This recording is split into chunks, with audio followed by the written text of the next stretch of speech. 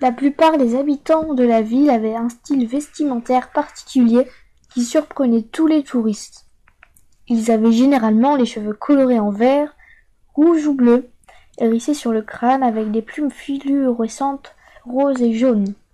Les femmes portaient un maquillage très prononcé. Dans le noir, leur maquillage s'illuminait. Elles portaient de longues robes en peau de crocodile teintes en bleu clair et agrémentées de froufrous. Leurs chaussures avaient des talons d'une trentaine de centimètres. La mairie était de style romain, bien qu'elle ait été construite il y a une cinquantaine d'années seulement. Elle était constituée d'un bâtiment principal en forme de temple antique. Puis de chaque côté apparaissaient deux ailes d'un style plus baroque.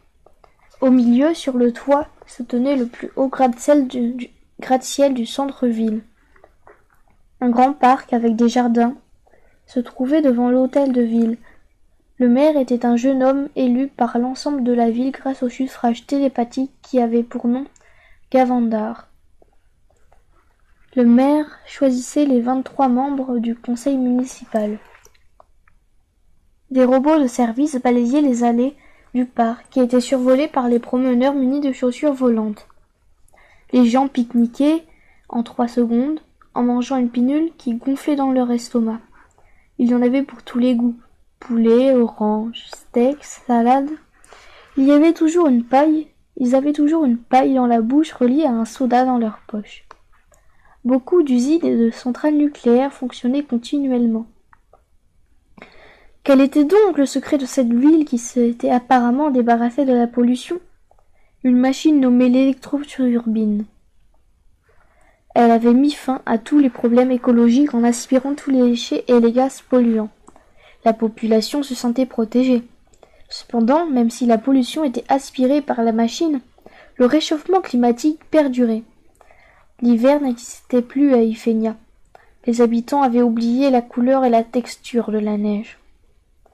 La ville d'Ifénia était vraiment extraordinaire et unique, un lieu propre, vivant et chaleureux qui attirait les gens du monde entier. Elle paraissait être un modèle pour toutes les autres. C'était en effet une ville où la pollution semblait absente. Les hommes avaient trouvé leur Graal, une cité de production et de consommation sans pollution. Un véritable bonheur cette ville d'Ifénia, quelle vie reposante et agréable. Dans la banlieue de la majestueuse ville se trouvait un lac.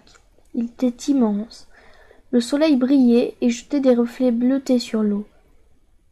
Le chemin que j'empruntais chaque jour pour aller chez moi faisait tout le tour du point d'eau. Souvent, des mouettes jacassées volaient ici et là. Un tunnel partait de ce chemin pour descendre sous la surface de l'eau. Il menait à ma maison sous-marine située au fond du lac. Elle était nichée au cœur d'une gigantesque bulle de verre qui reposait sur le sol sableux. Un jardin l'entourait. Cette demeure spectaculaire s'appelait la villa des flots. Une vaste entrée débouchait sur une cuisine avec vue sous l'eau. Plus loin apparaissait un spacieux salon avec de douillets coussins et des canapés d'un confort extrême. Un ginkgo biloba, l'arbre de la longévité, un des seuls à avoir survécu au nucléaire, décorait le salon.